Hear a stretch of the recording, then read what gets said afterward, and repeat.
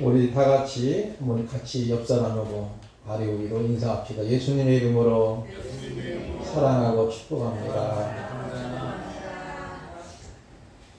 오늘은 예배에 대해서 같이 말씀을 나누겠습니다.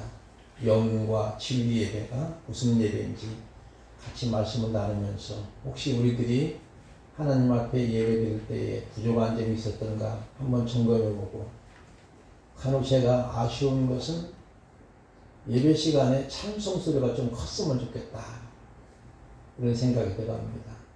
그래서 그런 일은 없지만은 예배 시간에 혹시라도 어떤 분들은 유튜브를 보는 사람이 있다는 겁니다.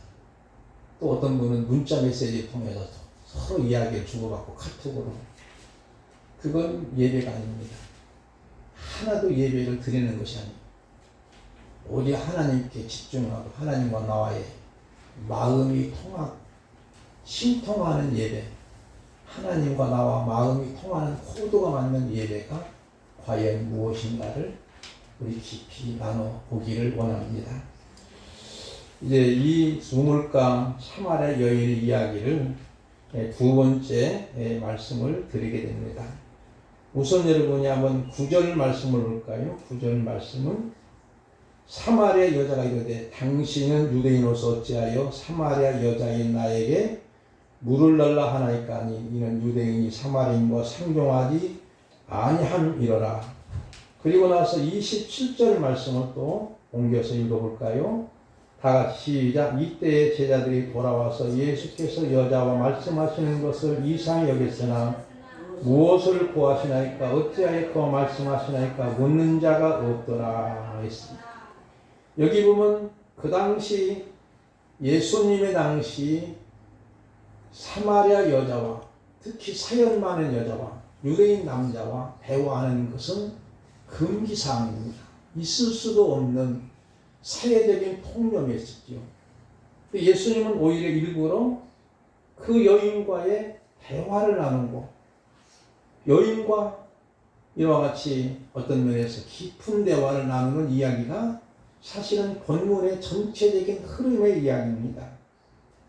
그래서 27절에 보면은 이상히 여겼다는 말씀이 나오지요. 이 말은 놀랍게 여겼다는 뜻이죠. 아니, 세상에 유대인 남자가 어찌해서 상종치도 않는 사마리아 사람, 그것도 여인과, 그것도 사연이 많은 여인과 대화를 나누는 것을 이상히 여기는 거예요. 그래서 더 이상 물어볼 필요도 없는 이상한 느낌을 들어서 더 이상 묻지 않는 제자들의 모습을 보는 거지요. 여기서 중요한 것은 이상히 여겼다는, 놀랍게 여겼다는 거지요. 마태복음 8장 10절 보면은 예수께서 들으시고 놀랍게 여겨 다른 자들에게 이르시되 내가 진실로 내기로니 이스라엘 중에 아무에게도 이만한 믿음을 만나보지 못하였노라. 백부장의 믿음을 보시고 예수님이 놀랍게 여긴 거예요. 왜냐하면 이 사람의 믿음이 이스라엘 중에 이만한 믿음을 만나보지 못했다. 예수님이 충격을 먹었다는 거지요. 일반인과는 월등하고, 그것도 백부장이면 로마 사람이죠. 로마 군대 장교입니다. 이방인인데도 말씀만 하옵소서, 그러면 내 하인이 낳는 걸 나는 믿사옵나이다. 내 아래에도 부하가 있고 내 위에도 상관이 있는데 명령만 내리는 모든 사람이 명령체제로 그들이 다 따르게 됩니다.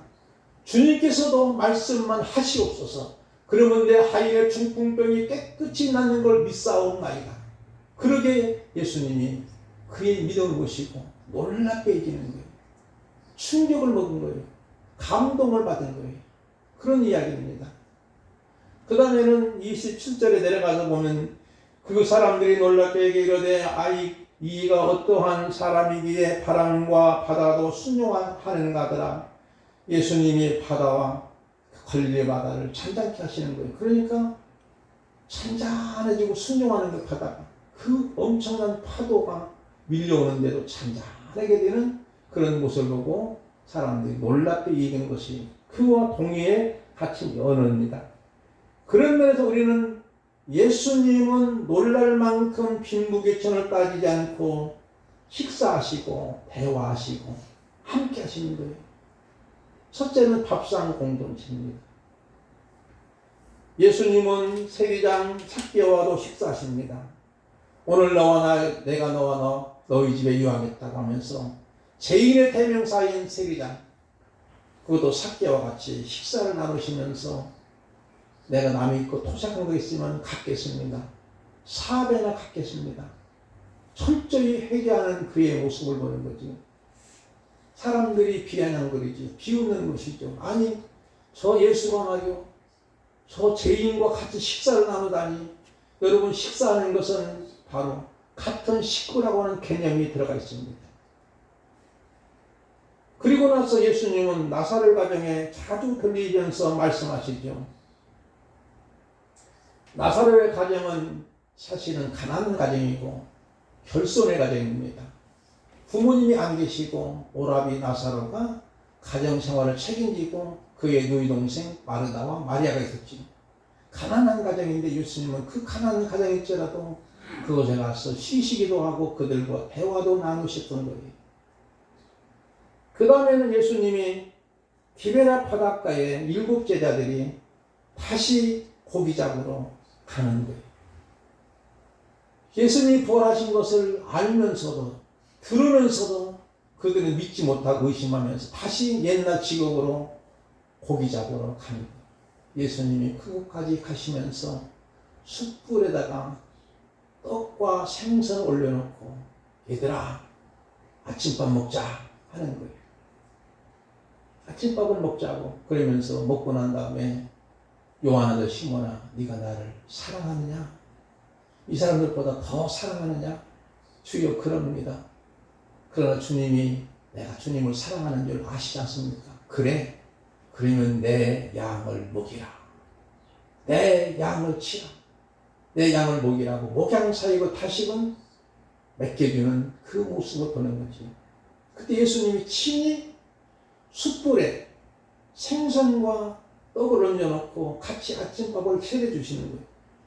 어떤 면에서는 혼낼 수밖에 없고 질책할 수밖에 없고 책망할 수밖에 없는 거예요. 그런 상황에도 그들을 사랑으로 보듬는 주님의 사랑의 모습을 보는 거지.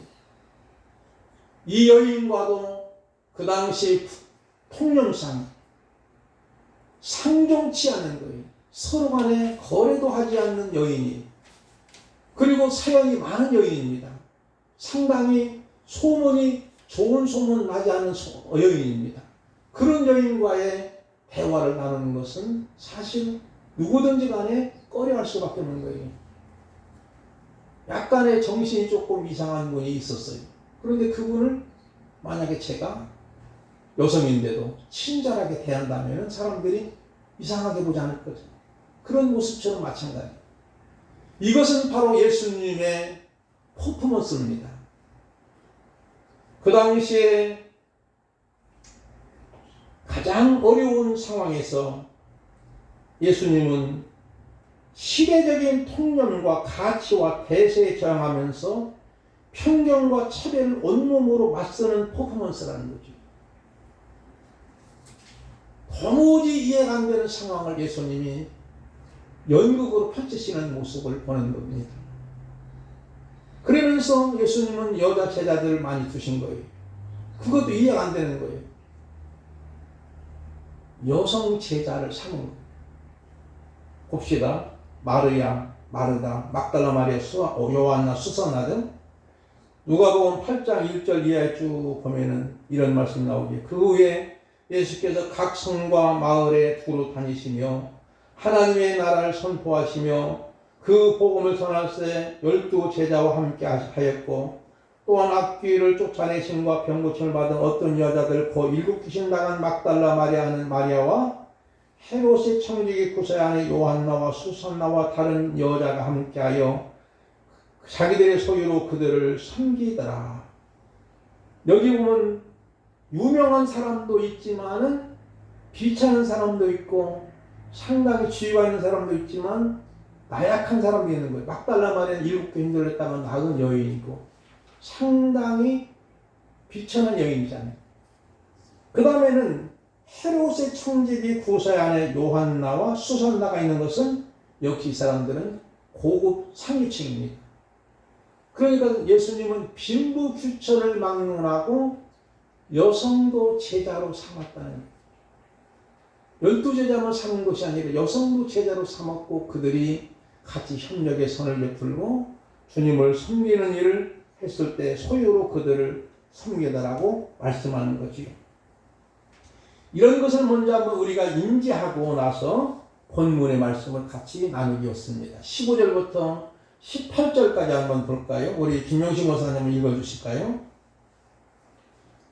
여자가 이르되 주여 그런 물을 내게 주사 목마르지도 않고 또 여기 물 기르러 오지도 않게 하옵소서. 이르시되 가서 내 남편을 불러오라. 여자가 대답하여 이르되 나는 남편이 없나이다. 예수께서 이르시되 내가 남편이 없다 하는 말이 옳도다. 너에게 남편 5이 있었고 지금 있는 자도 내 남편이 아니니 내 말이 참되도다. 아멘. 여러분이 몇 번 들어서 기억이 날 겁니다. 기억이 나야 되지요. 이 여인은 목마르지 않는 그런 물을 달라 합니다. 아니 예수님, 아니 선생님, 그런 물 있으면 나 좀 주시오. 내가 물 떠오르는데 지쳐 있습니다. 목마르지 않는 물을 달라는 거죠. 그때 예수님은 대답을 의외로 하시죠. 그래 내가 줄 터이다 하는 것이 아니라 뭐라고 합니까? 16절에 보면 가서 내 남편을 불러오라. 갑작스럽게 뜬금없이 남편 이야기가 나와요. 그런데 그 여인의 대답이 또 어떤 대답이 나오냐면 남편이 없다는 거예요. 남편이 없습니다. 그때 예수님이 하시는 말씀, 그래 맞아. 내 말이 옳다니? 그런데 지금 너에게 남편이 5이 있었지만은 지금 있는 남편도 내 남편이 아니라고 하는 거예요. 그리고 나서 19절부터 그 여인이 주여 내가 보니 선지자소리가 하는 것이죠. 그러면 여러분 여기서 우리가 중요한 것은 뭐냐면 왜 예수님이 뜬금없이 이렇게 말씀하셨을까? 망신을 주려고? 아닙니다. 이 여인의 내면에 있는 모든 아픔이 터져 나오기를 기대하시는 거예요. 자기의 비양, 부끄러움, 아픔, 고통, 수치, 허탄함, 상처 등 막힌 것이 터져 나와야 생수를 맞을 수 있기 때문입니다. 여기 이 여인의 남편 5과 지금 있는 남편은 세상 그 어느 것으로도 결핍과 허무함과 공허함을 채울 수 없음을 보여주는 거예요. 우리가 세상에 돈이 필요합니다. 명예도 좋아합니다. 권력도 좋아합니다. 쾌락도 좋아하지요. 소유도 많으면 좋지요. 그러나 이 모든 것들은 잠시는 기쁨을 주지만 지속성이 없으니 더 다른 허망함과 허무함이 찾아오는 악순환이죠. 이것은 이 여인이 어떤 면에서 뿌리가 없는 여인, 아니 뿌리가 뽑힌 거는 마찬가지지요. 뿌리가 뽑힌 나무는 얼마 지나면 말라 죽게 됩니다. 그러나 여인은 주님을 만나 생수를 마시고 그 인생의 모든 것 주님께 심겨지게 됩니다. 심어야 됩니다. 콩나물 이야기를 수요일 밤에 한 적이 있는데 콩을 여러분이요 집 방 안에 콩나물을 키워서 한 끼 먹고 딱 맞아요. 예를 들어서 이제 먹을 수 있잖아요. 근데 그 콩을 갖다가 밭에나 논두렁에 심게 되면 콩나무가 됩니다. 그러면 계속적으로 열매를 맺는 사건이 일어나요. 요한복음 12장 24절 말씀처럼 예수님께서 말씀하시기 한 알의 밀이 땅에 떨어져 죽으면 많은 열매를 맺듯이 콩나무가 돼서 콩을 심겨져 땅에 떨어져 썩으면 새순이 나고 거기서 하나이지만 가지를 치게 되고 많은 열매를 맺듯이 이 여인은 지금 그러한 사건에 접어드는 거예요. 그런 사건에 딱 접어드는 거예요. 예수님께 심겨진 거예요. 이제 자기의 모든 아픔과 자기의 모든 부끄러움과 수치와 허탄함과 허무함과 결핍을 다 주님께 펴내놓고 주님이 주신 생수를 마시고 이제는 주님께 심겨진 인생이 되었던 거예요. 그래서 대답이 뭐라고 하냐면 19절부터 볼까요? 21절까지 한번 우리 정추자 목사님 읽어주시기 바랍니다. 여자가 이르되 주여 내가 보니 선지자로소이다. 우리 조상들은 이 산에서 예배하였는데 당신들의 말은 예배할 곳이 예루살렘에 있다 하더이다. 21절까지 예수께서 이르시되 여자여 내 말을 믿으라. 이 산에서도 말고 예루살렘에서도 말고 너희가 아버지께 예배할 때가 이르리라. 아멘. 철저하게 영적인 진단을 받은 사마리아인은 주여 내가 보니 선지자소이다. 처음에는 당신이라고 하고 그 다음에 선생님이라고 하고 지금은 선지자라는 말을 듭니다. 상당히 수준이 조금 높아진 거예요.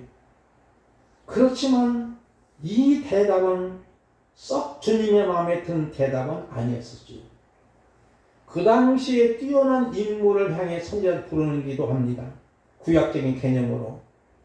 그래서 20절 보면 그리고 이 여인이 예배에 대해서 질문하지요. 어느 정도 이제 깨달아가는 과정이에요. 믿음의 눈이 조금 눈이 뜬 거예요. 이제 조금 강아지 새끼 강아지 눈 뜨듯이 조금 눈을 뜬 거나 마찬가지. 그런 상황에서 이제는 예배관은 질문합니다.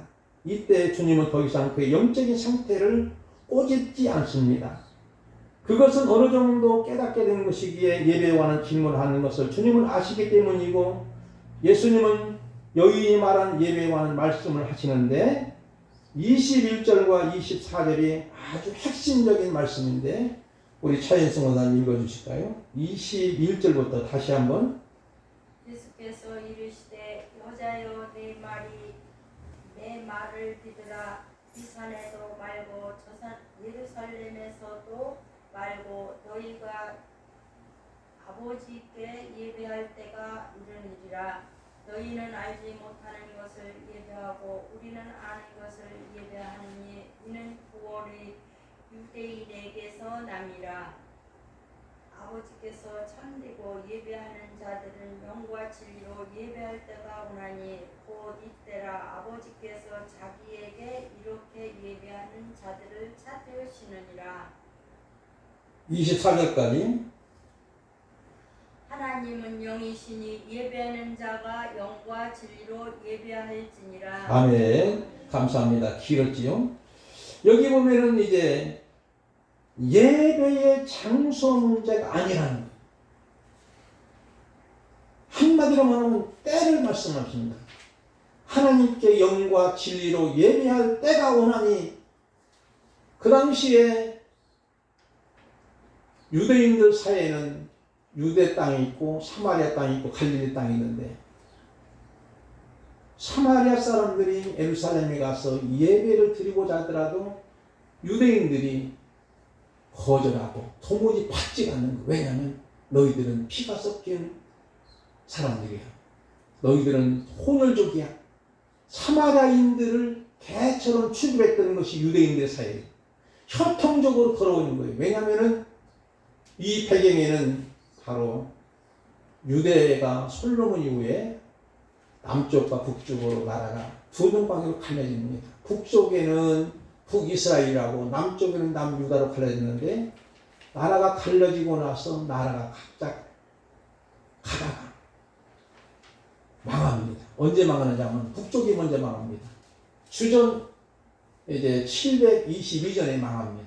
예수님 나시기 전 722년에 먼저 망하고 그때는 망한 한 나라가 아수리아예요.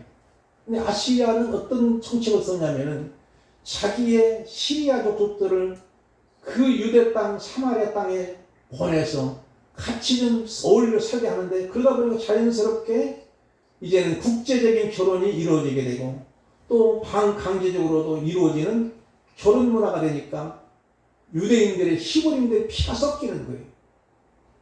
그런데 남쪽의 유다는 이제 바벨론 제국으로부터 패망하는데 바벨론 제국은 그렇게 하지 않았어요. 그냥 포로로만 끌려갑니다. 포로로 끌려가가지고 그들을 인재로 쓰는 사람을 쓰게 되고 다니엘과 사드락과 메삭 아베드노고도 쓰시는 거예요. 그러다가 나중에 70년 만에 그들이 그와 같이 해방돼서 돌아옵니다.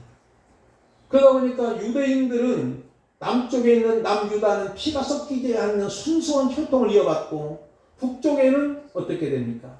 혼혈족들이 판을 치니까 이 유대인들이 개처럼 죽어하는 거예요. 그래서 사마리아 땅을 일부러 거치지 않고 갈릴리 도를 가려면 우회를 해서 돌아가게 됩니다. 그래서 사마리아 사람들이 예루살렘에 와서 예배를 못 드리도록 하니까 그들이 궁여지책으로 아브라함이 최초로 제단 쌓았던 그리심산에 가서 예배를 드리게 되는 거예요. 그러니까 서로 우리가 옳단 말이에요. 예배 장소의 문제 가지고 논쟁이 일어나는 거예요. 사마리아 사람들은 그리심산에서 예배 드려야 된다고 하고 예루살렘에 있는 유대인들은 아니야, 예루살렘에서 예배를 드려야 돼. 장소 문제 가지고 논쟁을 하는 거예요.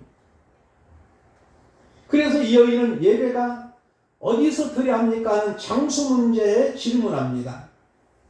21절부터 예수님의 대답은 분명히 장소가 아니라 때를 말씀하시죠. 하나님을 만나는 것은 어떤 특별한 장소가 아니라는 거예요. 어디에나 계심으로 문제는 내가 하나님 앞에 마음의 문이 열려 있느냐가 중요하죠. 장소를 중요하시는 신은 100% 우선입니다. 죄송하지만 왜 솔로몬 성전이 무너졌을까요? 헤롯이 46년 동안 지었던 헤롯 성전이 AD 70년 로마 장로 지도에서 완전히 파괴되고 지금은 통곡의 벽만 남아있습니다. 왜 무너졌을까요?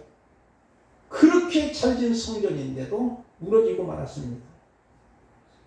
우리는 이걸 깊이 생각해야 됩니다. 장소가 아니에요.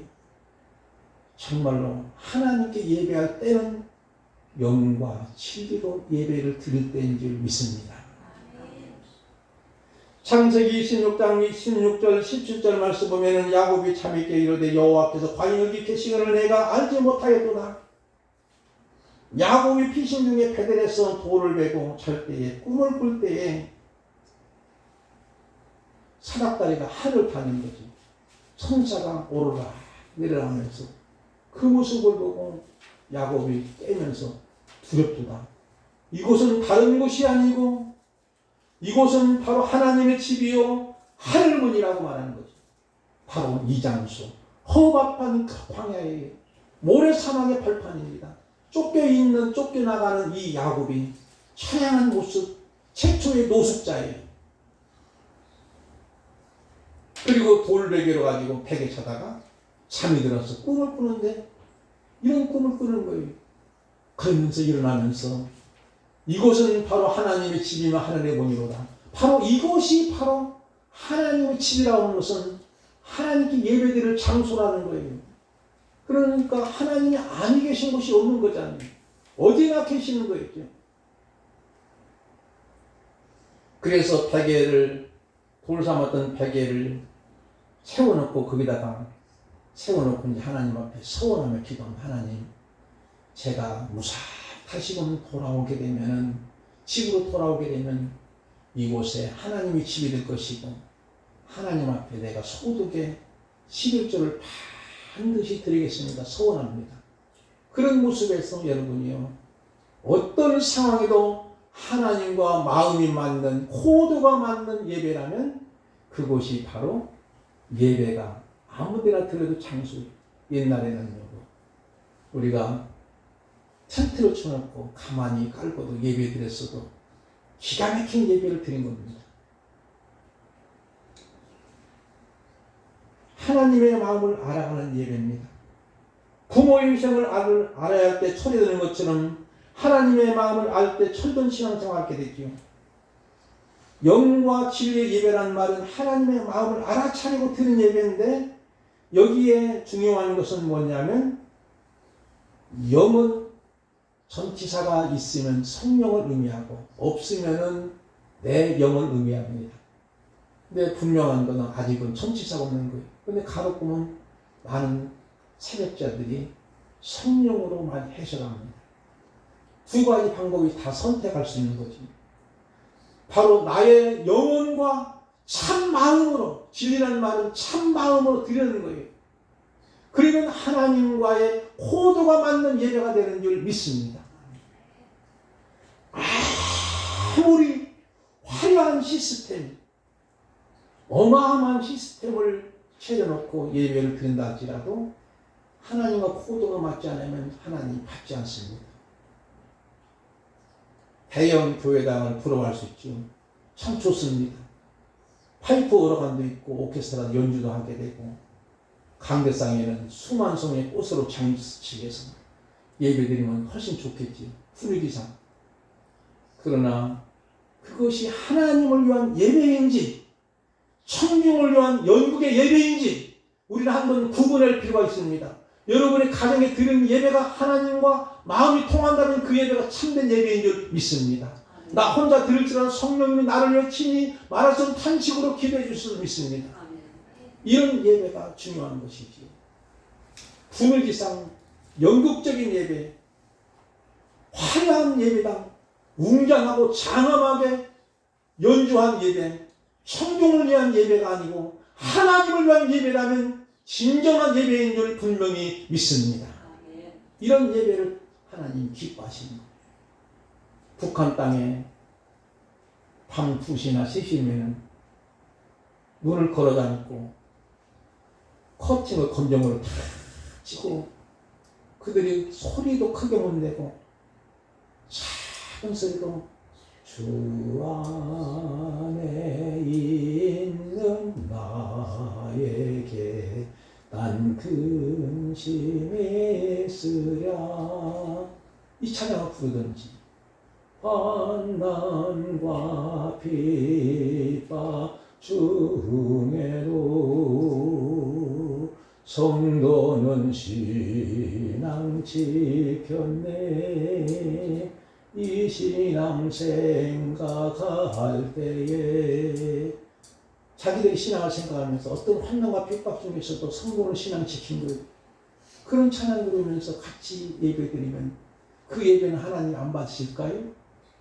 오히려 하나님을 기쁘시게 하는 예배. 그들의 기도를 통해서 김정은이가 저렇게 요동치고 미친 듯이 하더라도 하나님이 보아사 우리나라 만세된 민족도 세워주실 것을 저는 믿습니다.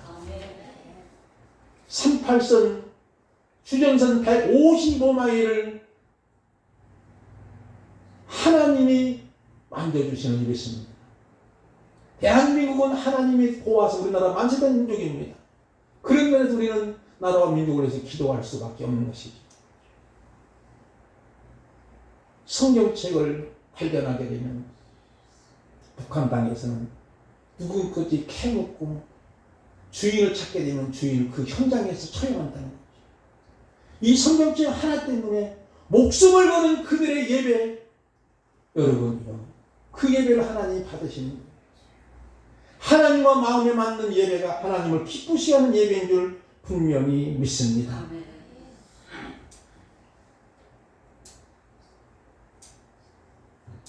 진리의 눈앞에 두고도 알아보지 못했던 예수님 자신이 이제 드러냅니다. 25절부터 26절까지 한번 우리 김재훈 집사님 한번 읽어주실까요?